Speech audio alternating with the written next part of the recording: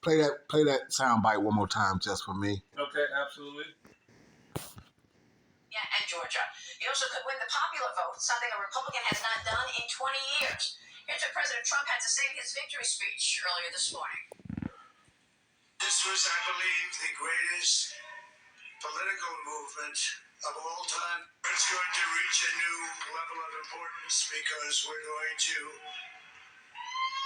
help our country heal. We're going to fix everything about our country. Right. Go ahead, Savannah. So Babylon. So Nero reincarnated is talking about being able to heal Babylon and this, that, and the other. You know, and like I said, this man is the most pompous braggart that the Edomites are supposed to be that you ever want to see. Like I said, the last time he was in, he walked in front of all them world leaders and whatnot, and just stepped in front of them and like, hey, you know, I'm here now. We can proceed. So like the brother's saying, this man has no motherfucking filter. so go ahead, man. Yeah, this is go ahead. Jeremiah 51. I got it for you. Yeah, 51 started 6. Started 6. Oh, it's Jeremiah 51 and verse 6. It say, "Flee out of the midst of Babylon, and deliver every man his soul. Be not cut off in her iniquity, for in this time of Yahweh vengeance, he will render into her a recompense." So this man has no idea of the fucking devastation that Yahweh Shai is getting ready to bring upon this land, but he's talking about being able to heal it. You know, to him, healing it is getting it to go back to the 1600s when it said "Make America Great Again." Right. Okay, so that's him thinking he go heal it to that point, Right. But he doesn't understand that the Lord's portion of healing this thing is actually going to be to turn this motherfucker into a fucking desert. So it's got to go through some things to even get to that point. So we watching them points count down even as we speak. Go ahead, man. Verse 7. Babylon had been a golden cup in the Lord's hand that made all the earth drunken. The nations have drunken her wine, therefore the nations are mad. All these philosophies, all these fucking things, you can be what you want to be, you can do what you want to do. Women, you got rights, you got this, you got that, and the other. And that's one of the things that got my brother over here, Asha, cracking up because he's like, these bitches done lost their mind. They mad and whatnot. And he ain't lying. I heard something on the news. I was telling him, I said, I walked in, they were talking about doing this. I was like, man, I just heard on a radio station here in the Chicagoland area, 95.1, where this election has made one woman put her dude in the car. Yeah. Okay, he had to sleep in the car, and she was rethinking them even being together and this, that, and the other. And I mean, it was a big talk show scenario and this, that, and the other. It got and here's what read that next one because what she said and what happened is actually what this scripture is getting ready to say, but in reverse. Go ahead. Verse 8. Babylon is suddenly fallen and destroyed. How for her? Take balm for her pain. If so, so be she might be healed. Okay, so when you look up that word Babylon, in that it says testoria, which is a kind of balm, balm soft as merchandise, as medicine. Okay, Donald Trump think that he can throw enough money at any motherfucking thing and get it to go right. Okay, and that was funny because here's the thing. He's, let me see where we at. Okay, take balm, because you read 8 again. There's Jeremiah 51 and 8. Babylon is suddenly fallen and destroyed. How for her? Take balm for her pain. If so be she might be healed. So now Trump, like I said, thinks he can throw money at it. But the Lord is not going to let that happen. But here's what happened in that incident where they was getting ready to have they had this major breakup and whatnot. He slept in the car. They gave him a $300 gift certificate, and they was okay. That's why I said you can't make this up. They threw $300 at the couple, and they was like, she said, "I guess we can sit down and talk about it and work it out." And this. so that's why I died when I thought, as I looked further into the scripture, I was like, oh man, that's the whole thing I just heard on the radio, opposite of what the Yahweh Shai is getting ready to do. Yeah. Verse 9, Go it ahead. say, we will have healed Babylon, but she is not healed. Forsake her and let us go, everyone in their own country, for her judgment reaching to the heaven and is lifted into the skies. Okay, so it says go into their own country, right? So Kamala Harris can go back to her country now and not have to pretend to be an Israelite and all this other kind of shit because she was never that anyway. Hey, listen, my brother told me, I talk about Goofy Brother in the World. He said that one of her own sororities, because she AKA, said she know her and she not voting for her. Wow. You gotta love that. Right, you gotta love that. So your own sister in your sorority, Y'all supposed to be thick as who be thieves. thinking of thieves, said she know you and she wasn't voting for you. Wow. I love that. I love that. But yeah, go ahead, man. God, you get something else, brother? Okay, I got something. This Revelations 18. I was gonna start at 1. Revelation, we starting at. I'm there. You got it. No, you got it. It's saying, after these things, I saw another angel come down from heaven, having great power, and the earth was lightened with his glory. And he cried mightily with a strong voice, saying, Babylon the Great is falling, and is became the house of the devils, and the hole of every foul spirit, and the cage of every unclean and unhateful bird. And that's what it is. This place is literally through. That's right. Hey, Trump gave the same speech when he got inaugurated in 2016, man. Right. And he said, here, I'm here to make America great again.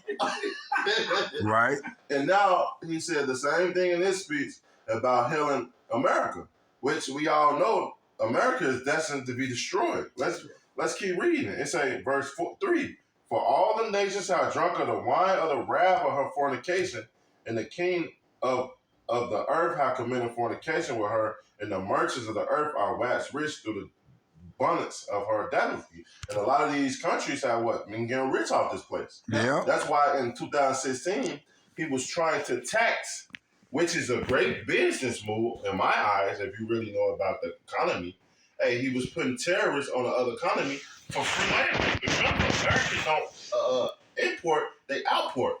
Yeah, they export. They don't import it. Right. I mean, they import. They don't export anymore. Right. So therefore, they don't make none of their products. So a lot of these countries coming over in America, dropping off that product, and guess what? In the stores, and they tax free. Literally, meaning they don't get no money from a lot of these products, and they charge America all this money, and overseas it's so fucking cheap. Yeah, well, like you said, it's made cheap overseas. They bring it over here. They ship that money back, and this, that, and other. And that was a great plan, and it worked a lot because of the fact that those companies had to compete with buying money, which was actually being tied up in oil purchases as well. Right. And this, that, and other. So there was a competition, which is what helped float the American dollar for over 50 years and whatnot. But now, with that being the case, that, as they say, the old status quo of what you used to be able to do to make ends meet is not going to happen now because the BRICS have set up their currency and they don't need that oil, and the OPEC nations saying you don't have to go get the American dollar now. So all that, and see, but what Trump does when he gets into a game plan that doesn't work, he sit on it.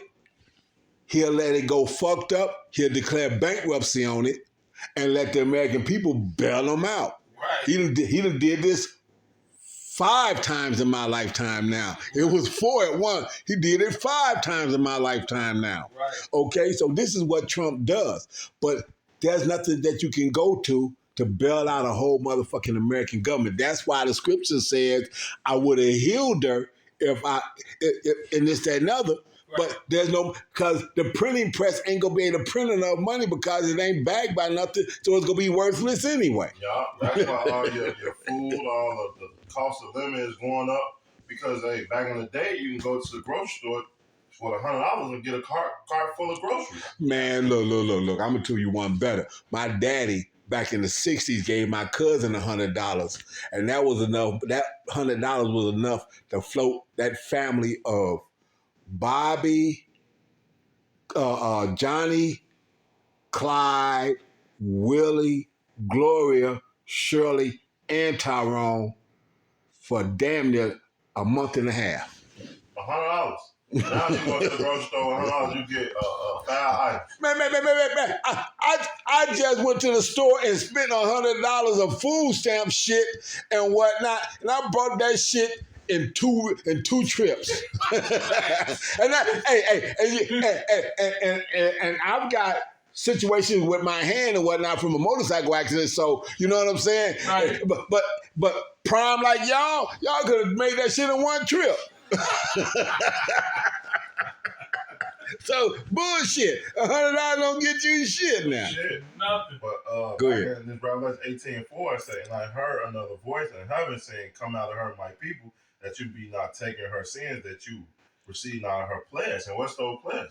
Talking about the missiles, man. That's right. The missiles that's gonna drop over here and destroy this place. They say verse 5, "For her sins have reached into heaven, and Yahweh have remembered her iniquity." So this place is destined to be destroyed, man. Con. When you read down, it tell you how Read that. 6 and then go down. Yeah. Oh, okay. Yeah. Verse 6, "Reward her even as reward you, and double unto her, double according to her works. And the cup which shall she have filled to her double," man. And that's going into all the atrocities that the Edomite and all these doubles have done to the Israelites, man. Yep. They're going to go into slavery. They're going to go, oh, you got it, Pop. Okay, and let's get it understood. We ain't talking about these Edomites and just the amount of time that we can go back to and remember. We talking about since the beginning. Any place at any time that the Edomite had rulership and domination over the Israelite, you're going to be able to remember that. The men are going to be, the 144,000 hopefully elect men are going to be able to remember that, and the Lord's going to put that wrath in their heart in the process. So the wrath that you're getting ready to see is like that, like 300, when old boy son got his head chopped off on the battlefield, and he said he ain't have nothing but hate in his heart after that. Right. Okay, Right. that's what you're getting ready to experience from the men of the Lord and from Yahweh Shai himself. That's right. Go ahead. I'll just keep reading in verse 8 because it going right into it. Verse 7, "How much she had glorified herself and lived deliciously, so much torment and sorrows gave her. For she said in her heart, I sit a queen and I'm no widow, and she see no sorrow," man, because what America have never been touched. Yeah. It haven't ever been a ultimate war or a place or a fire or a missile hit this place. Well, Never invade this place. Yeah, like you said, the two world wars, World War I and World War II, was fought abroad. Yeah. It never touched America's soil. The Civil War was an inner thing and whatnot, and then, like you said, you had the little small things that was forming this country, like the French War and these types of things. You had like maybe 3 of those that put this together, but you never had a major world war where the fighting was done on the American soil. Yep.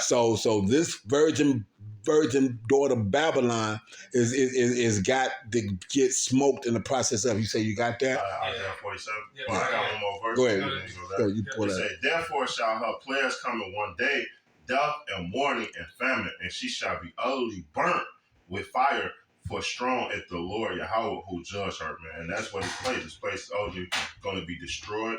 It's going to be invaded, and it's going to be Yeah, but the invasion is going to be that of the nuclear missiles. Yeah. But before that, what did Yahweh Shai say? He said, what would it be if it's already kindled? Right. So this motherfucker going to be a powder keg going up anyway when Yahweh Shai shows up, okay? But like you said, the